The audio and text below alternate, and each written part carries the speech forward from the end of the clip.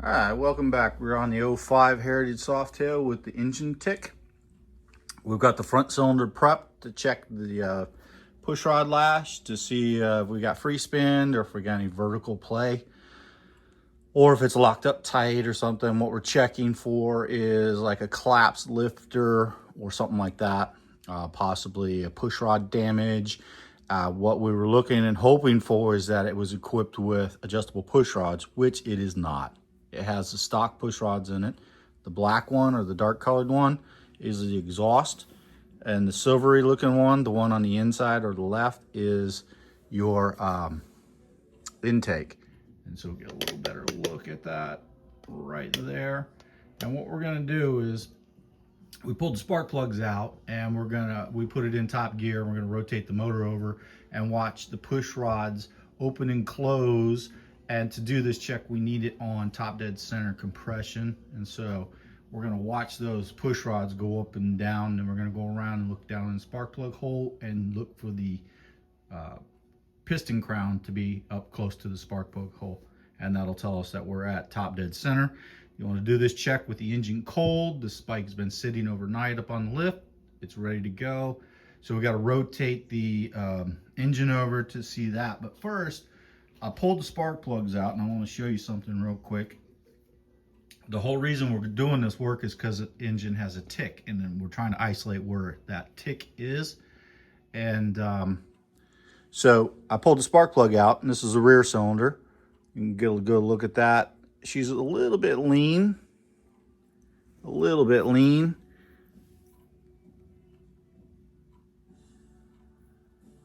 She should be a nice caramel, dark, like a tannish color. It is somewhat, but it also is whitish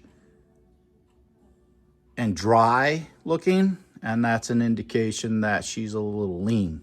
That's the front cylinder, where the suspected tick is coming from. This, on the other hand, is the rear cylinder. And if you look, see all them deposits on that thing?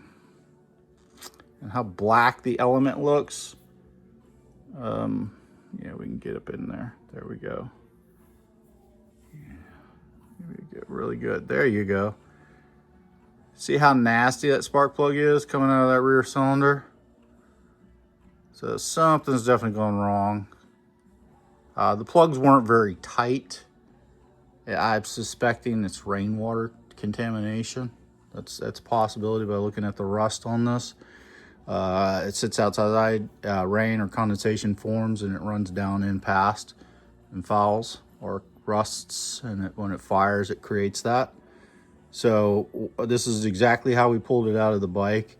This alone could be what's causing the tick. We could be having a problem with an intake manifold leak, blown head gasket, stuck valve. Any number of things could actually be the problem, or just contaminated fuel, or just foreign deposit contamination from rainwater running into the cylinder.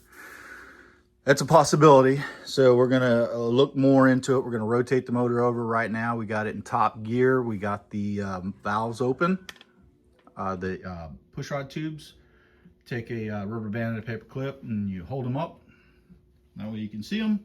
Shine a flashlight, you get back here. I'm back here on the back wheel, and I'm gonna go ahead and rotate it in the traveling direction. Don't rotate it going in the opposite direction. So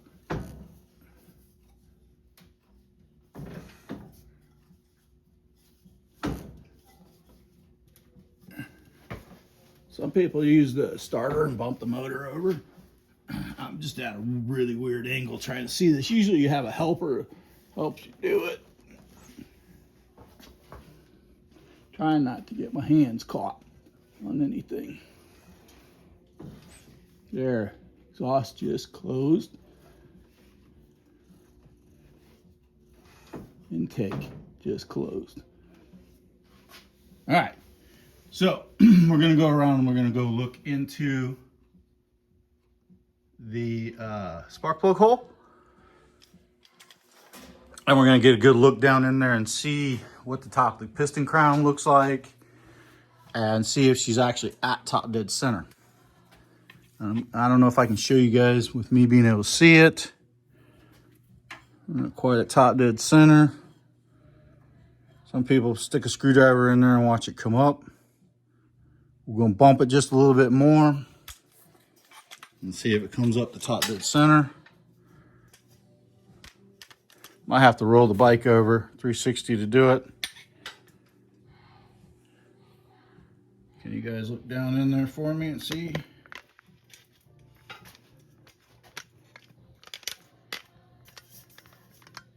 See if we can get you at the right angle. We really can't see down in the hole.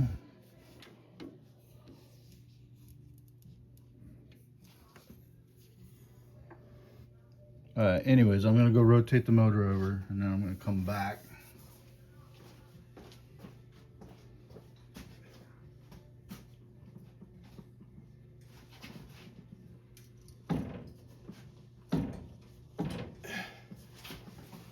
We might be on overlap.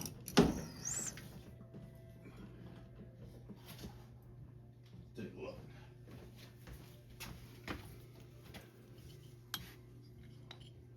I gotta get you guys out of the way so I can see.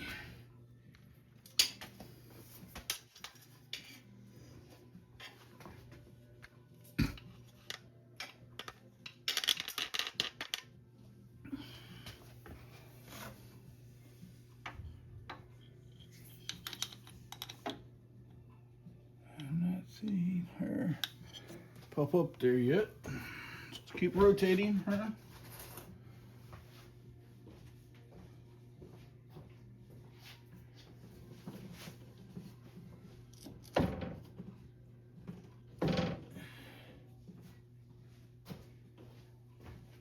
Alright, I gotta have to move you guys out of my way so I can get in and out of here and do this quicker.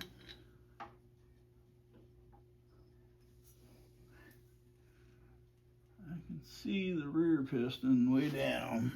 We're at the bottom, so let's rotate the motor over a few times and see.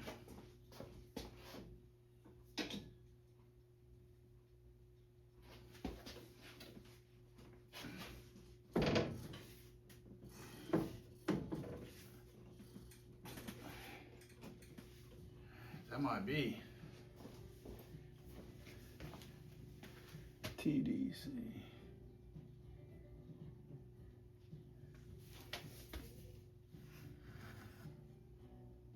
I think she's coming up on compression stroke now.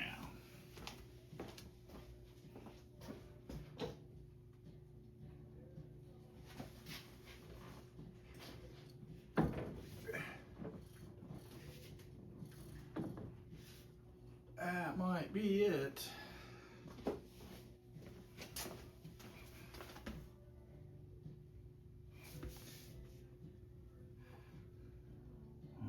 Maybe I've missed it. I'm gonna have to rotate this motor several times, so let me bring you guys back when I figured out what I'm doing. All right, here we are. So we'll go look down in there, and we've rotated the motor over. We will see here in a minute. Let's get you on just some natural lighting down here in the hole. The motor has been rolled over until the piston has come up to top dead center compression. So the exhaust valve has opened, closed, the intake valve has opened, closed, and we'll come up on TDC. All right, and so you gently put that in there.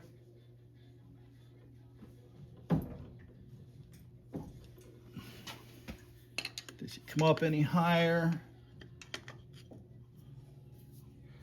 So we'll feel if she's moving up or down. All right, that was down. So we're just right there at TDC right now. So we're gonna come around here. And with the engine cold,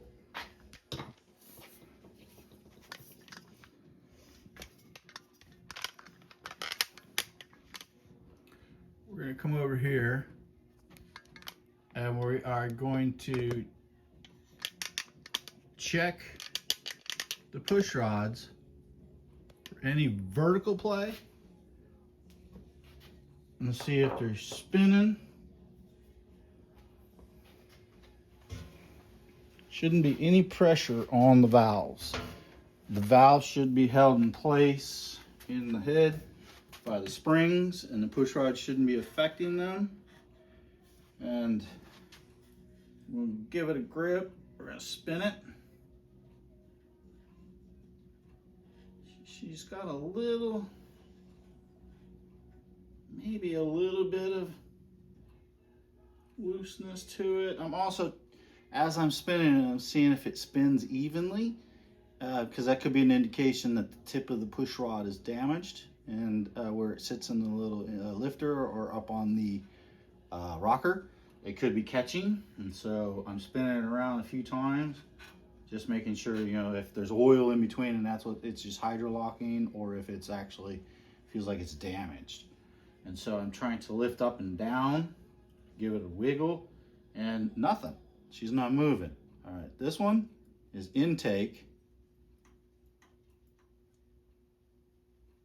Oh yeah, she got wiggle.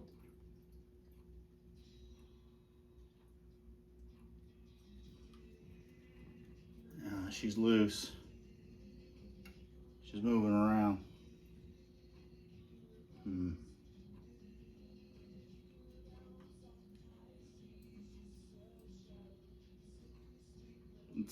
It's not much. There's just a little give there.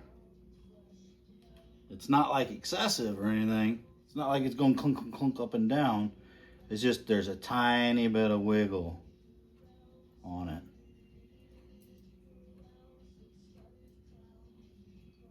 I don't know if you can see what I'm doing, but I'm spinning it, and I'm kind of wiggling it back and forth and lifting it up and down. And there's a tiny bit of play in there. I wouldn't say excessive, but there is a little bit of play. We're going to do the same check to the rear cylinder just to see, because the rear cylinder was the one that was really bad.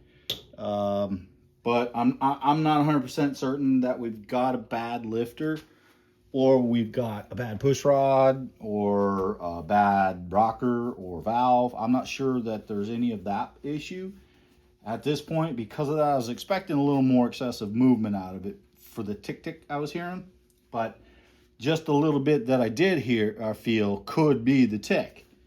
But it also just could be the bad spark plugs. So we're going to move forward with the checks of the valves and all that stuff. And eventually what we're probably going to have to do, since we did have a little play in that, we're going to check the rear ones. And then eventually we're going to get into the cam chest to check the lifters. And so we're going to have to pull rocker box. We're going to have to get the tank, fuel, purge the fuel, take the tank off. We're going to take the rocker boxes off. We're going to get the push rods out. We're going to take the lifter blocks off. And underneath the lifter blocks, then we'll get to the lifters themselves and we'll pull them out. But I am suspecting at this particular point, it is a possibility that the intake lifter is either the bearings damaged, the rollers damaged, or possibility that it's just not holding hydraulic pressure. So there is a little give to it. Not enough that I'm concerned, but we're also concerned about the cam chain tensioner shoes and looking at the cam chains, and if there's lobe damage on the cams themselves. So we're at the point now where we're definitely going to pull this all apart and take a look at it. But it very well could just be the spark plugs and fuel, and an intake leak is actually what's causing the tick. So, but at this point, we just want to make sure mechanically that the engine's sound and we don't have a mechanical problem inside. So that's what we're going to do. This is an investigative process at this point. All right, stay tuned.